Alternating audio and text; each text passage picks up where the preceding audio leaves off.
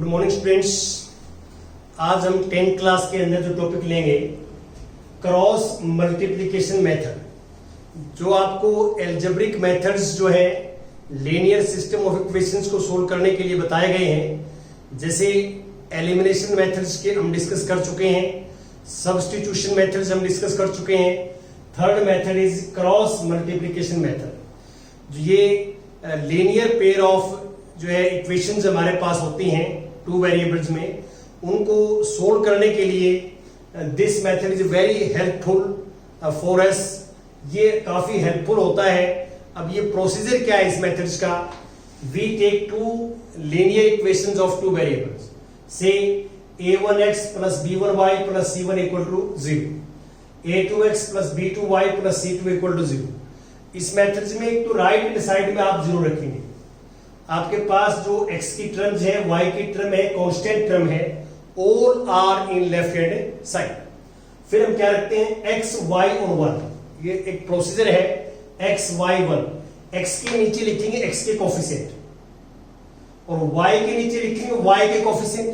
तो x के coefficient a1 a2, y के कोफिशिएंट b1 b2 और कांस्टेंट टर्म जो है वो c1 c2। तो ये आप कोफिशिएंट लिखेंगे। फिर आपने क्या करना है कि x y और 1 लिखना नीचे और अपॉन अपॉन अपॉन और इक्वल टू लगा देंगे। अब x के नीचे क्या लिखना है आपने? x के नीचे लिखोगे तो x के कोफिशिएंट यूज नहीं करने हमने y और 1 के कोफिशिएंट यूज करने हैं। तो x पहला है तो ऊपर से आएगा, इन दोनों की multiply, this minus this, this minus this. ये क्या है? a1 c2 minus b2 c1, b1 c2 minus b2 c1। फिर हम y रखेंगे, y के नीचे लिखेंगे तो y के कोफिशिएंट नहीं आएंगे, x के और 1 के कोफिशिएंट से आएंगे y के नीचे। तो y के नीचे लिखेंगे, वो नीचे से आता है a2 c1, ये नीचे से मल्टीप्लाई होगा a2 c1 minus a1 c2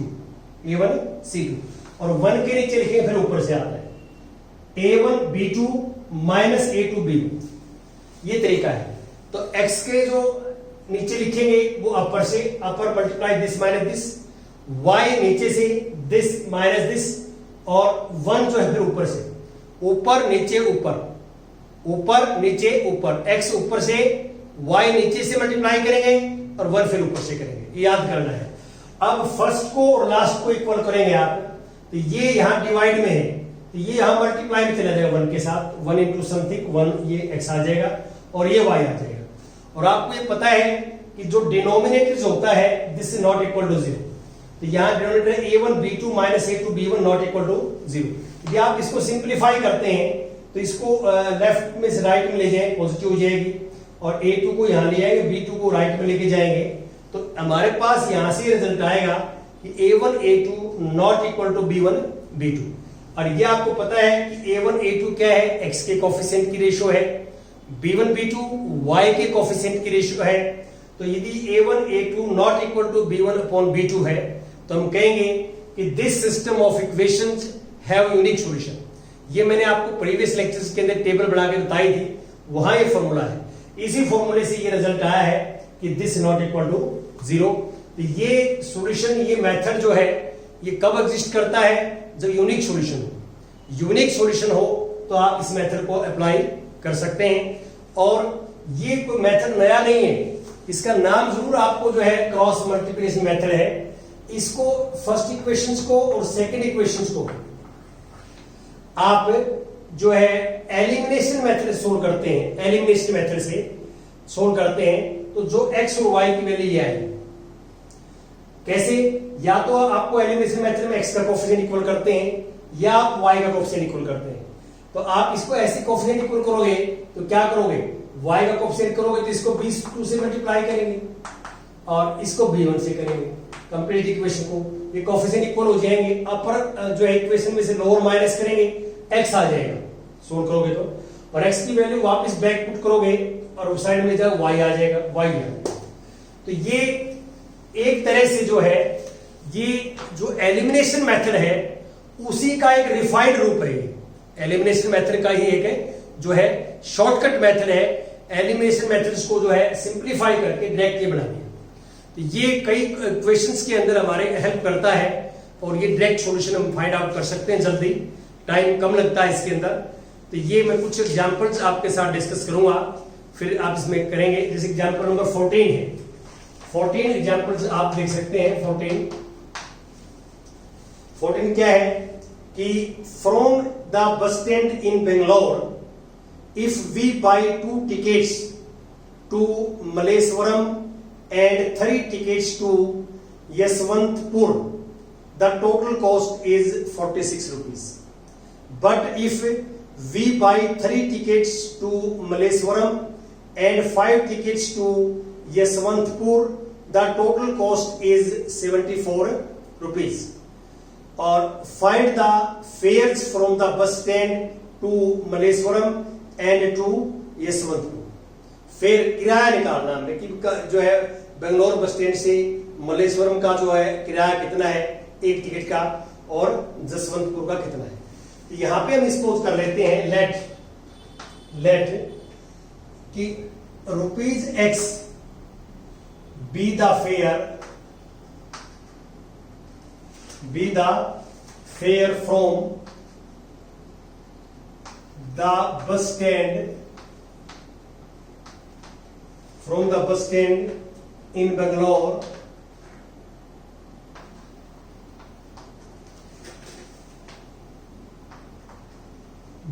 to Malleswaram,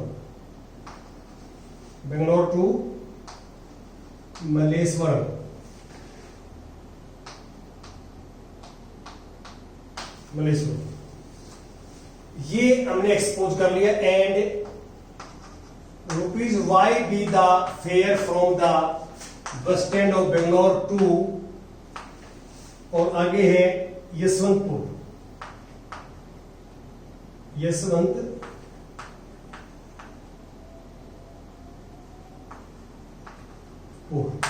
suppose कर लेंगे।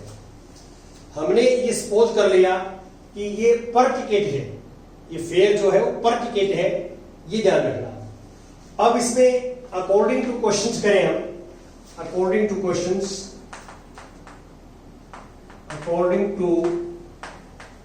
क्वेश्चन। अब फर्स्ट स्टेटमेंट पढ़ता हूं, 2 tickets टू मल्लेश्वरम। तो फर्स्ट 1 टिकट का X रुपए फेयर है, और 2 tickets लिए तो 2X हमारे पास हो जाएगा फेयर मल्लेश्वरम के लिए।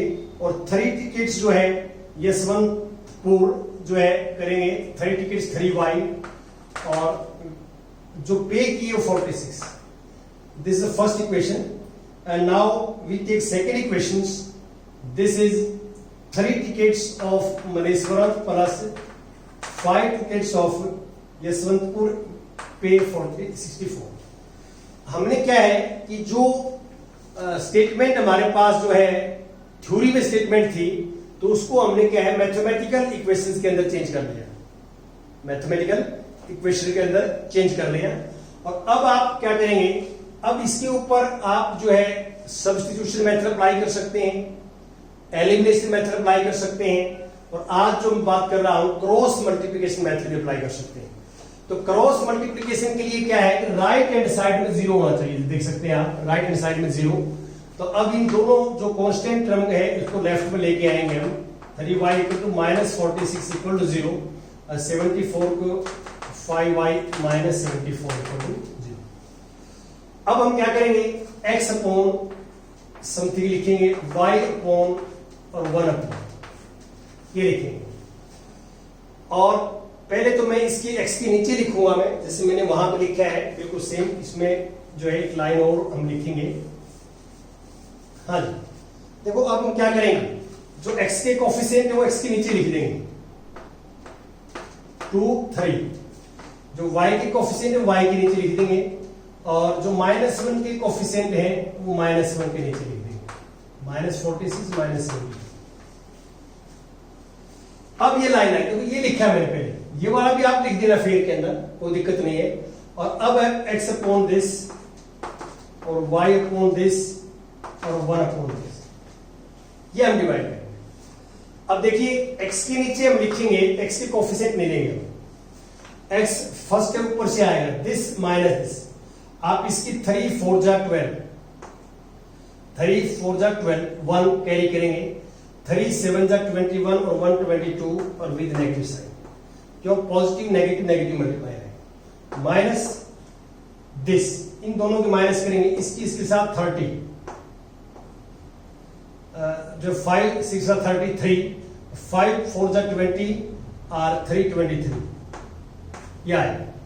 अब y के नीचे लिखेंगे तो y का कोफिशिएंट ले लेंगे हम, ये नीचे से आता है 3 इंटू 46 होगा हमारा, ये आएगा माइनस 3 6 जा 18 1 कैरी करेंगे, 3 4 जा 12 12 प्लस 1 13 और माइनस ये ऊपर से आया दिस माइनस दिस, तो ये माइनस 8 और जो है 740 या है। और 1 के नीचे 1 के कोफिशिएंट नहीं लेंगे, this minus this 10 minus 9 10 minus 9, ऐसे आप कोफिशिएंट लेंगे। अब इसको सिंप्लीफाई करते हैं, सिंप्लीफाई, ये negative negative positive, minus 222 plus 230 और y अपॉन ये minus minus plus minus 138 plus 148 और दिस 1/1 और we again simplify, we get this 8 and y by this 10 equal to 2। अब आप देखो राइट हैंड, इसको फर्स्ट को इसके इक्वल रखेंगे आप, फर्स्ट इक्वल टू लास्ट, तो we get x equal to 8 और सेकंड को लास्ट इक्वल क्रॉस मल्टीप्लाई करेंगे, we get x equal to 10। तो व्हाट इज x क्या है, ये बंगलोर बस स्टैंड से मलेश्वरम का जो फेयर है पर टिकट वो x है। तो इसका मीनिंग क्या है कि x की वैल्यू बंगलोर से मलेश्वरम का जो एक टिकट का फेयर है वो 8 रुपए है और बेंगलोर बस स्टैंड से यशवंतपुर का जो है एक टिकट का फेयर जो है वो 10 रुपीज है। तो ये आप नीचे लिख देंगे कि हमारे पास ये वैल्यू ये हमने निकालते हैं। अब इसके बाद हम बात करते हैं एग्जाम्पल नंबर 15। देखिए एग्जाम्पल नंबर 15 में आप ध्यान से देखें कि क्या है 15 के अंदर, for which values of p does the pair of equations given below have unique solution। तो the system is this, 4x plus py plus 8 equal to 0 और 2x plus 2y this plus 2 equal to 0। हमें statement में given ये है कि ये system of equation जो है, pair of system of equation, this system has unique solution, we want to find the value of p निकालना चाहते हैं। यूनिक सॉल्यूशन है तो हम पहले a1 by a2 निकाल लेंगे, a1 by a2 तो 4 by 2 और ये आ जाएगा 2 by 1 और b1 by b2 निकालेंगे तो p by 2। तो अब आप लिखोगे the given system have unique solution, ये गिवन हमें, the given pair of equations have unique solution, it is given, therefore a1 by a2 not equal to b1 by b2।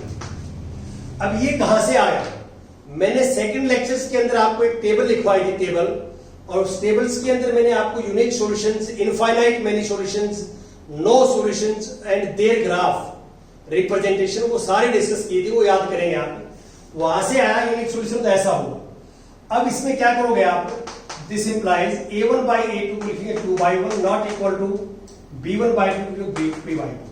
अब cross multiply करेंगे तो this implies cross multiply तो p not equal to 4। इसका meaning ये हुआ कि p की value 4 के इक्वल नहीं होगी, 4 को के इक्वल नहीं होगी, इसके अलावा कुछ भी हो सकती है, 4 के इक्वल नहीं आएगी, x नॉट इक्वल टू 4 के इक्वल नहीं होना चाहिए p, बाकी कोई रियल नंबर हो सकता है। 4 के इक्वल क्यों नहीं होना चाहिए, क्योंकि x equal to 4 p equal to 4 put कर दें हम तो हमारे पास इस सिस्टम का नो सॉल्यूशन बन जाएगा। क्यों, क्योंकि ये a1 by a2 तो 2 by 1 है ही, यदि p को हम 4 ले लें 4 by 2 ये भी 2 by 1 बन जाएगा और दोनों इक्वल हो जाएंगे, लेकिन थर्ड इक्वल नहीं है, c1 by c2 इक्वल नहीं आएगा। तो a1 by a2 equal to b1 by b2 not equal to c1 by c2, तो this system has no solution if p equal to 4। p equal to 4 हो जाएगा तो no solution है, और p not equal to 4 है तो this system has unique solution। तो इसका कोई यूनिक सॉल्यूशन नहीं है, ये इनफाइनाइट वैल्यू सॉल्यूशन है। इसका मीनिंग क्या है? P4 के इक्वल नहीं होना चाहिए, 4 से कम हो सकता है कोई भी रियल नंबर, 4 से ज्यादा हो सकता है कोई भी रियल नंबर। तो this equation P, value of P are infinite here, infinite है यहाँ, ये एक वैल्यू नहीं है, ये बहुत सारी वैल्यूज को रिप्रेजेंट करता है। अब एग्जांपल नंबर 16 देखो आप। 16 एग्जांपल्स में क्या है, मैं पढ़ता हूं statement. For what values of k will the following pair of linear equations have infinite many solution। तो द सिस्टम जो इक्वेशन है हमारे पास kx plus 3y minus k minus 3 equal to 0 और 12x plus ky minus k equal to 0। अब ये हमारे पास क्या है? सिस्टम ऑफ इक्वेशन, और this system of equation has infinite many solution. ये गिवन है कि this has infinite many solutions, given है। तो देयरफॉर क्या होगा? a1 by a2 equal to b1 by b2 equal to c1 by c2 equal होंगे। a1 by a2 क्या है? k by 12, b1 by b2 3 by k और c1 by c2 तो minus k by 3 और minus k। यहां ध्यान रखें कि जो माइनस है वो कोफिशिएंट के साथ जाएगा। ये ध्यान रखें आप कि पूरे थ्रू आउट चैप्टर के अंदर जो नेगेटिव साइन है वो कोफिशिएंट के साथ लिखना है आपने, जैसे मैं लिख रहा हूं, माइनस से माइनस कट हो जाए, कोफिशिएंट के साथ आ गया। अब फर्स्ट 2 को इक्वल करेंगे आप, फर्स्ट 2 को क्रॉस मल्टीप्लाई करेंगे तो k स्क्वायर इक्वल टू 36 आ जाएगा और k यहां से आ जाएगा प्लस माइनस रूट 36 और k की वैल्यू प्लस माइनस 6 भी आएगा और प्लस 6 भी आएगा, दो वैल्यू आ जाएगी। और लास्ट 2 को इक्वल करेंगे आप इनको तो क्रॉस मल्टीप्लाई करेंगे, this into this k square और दिस इंटू 3k और दिस इंटू दिस 3k। इसको बोलते हैं क्रॉस मल्टीप्लाई।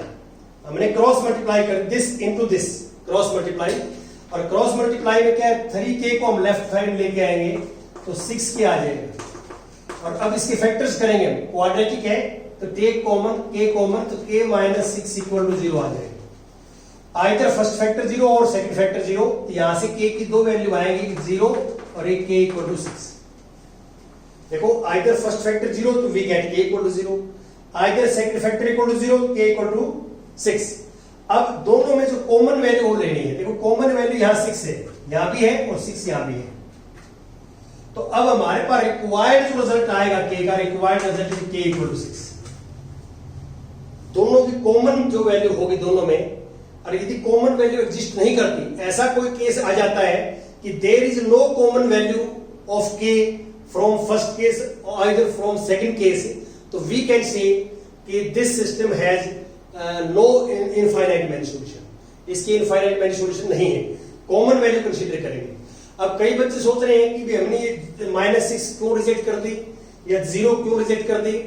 आप इसकी वैल्यू -6 यहां पुट करिए, ये कंडीशन में तो -6/12 -1/2, यहां माइनस ये -1/2 आएगा, यहां -6 लिखेंगे ये -9/-6 आएगा और ये प्लस के 3/2 आएगा, प्लस के 3/2। ये -12 ये -12 ये प्लस के 3/2, दे आर नॉट इक्वल, तीनों इक्वल नहीं है। तो -6 पे तीनों इक्वल नहीं है तो हम कहेंगे कि this system has no infinite many solution. Infinite many solution क्या होता है? तीनों इक्वल आने चाहिए, तो इस वैल्यू पे ये तीनों इक्वल नहीं आएंगे, 0 पे भी ये तीनों इक्वल नहीं आएंगे, इसलिए हमने इन वैल्यूज को रिजेक्ट कर दिया। और 6 जो मैंने ली है रिक्वायर्ड वैल्यू k की 6 आप पुट करके देखो इसके अंदर कि this equal to this result आएगा 1/2 1/2 1/2। सिंप्लीफाई करें तो आपने साथ साथ ये वेरीफाई भी कर लेना है कि ये वैल्यू जो हमने छोड़ दी ये क्यों छोड़ दी, और ये हमने जो वैल्यू ले ली ये क्यों ले ली, ये आपने जो है थोड़ा सा वेरिफिकेशन साथ साथ करना है। तो थैंक यू वेरी मच।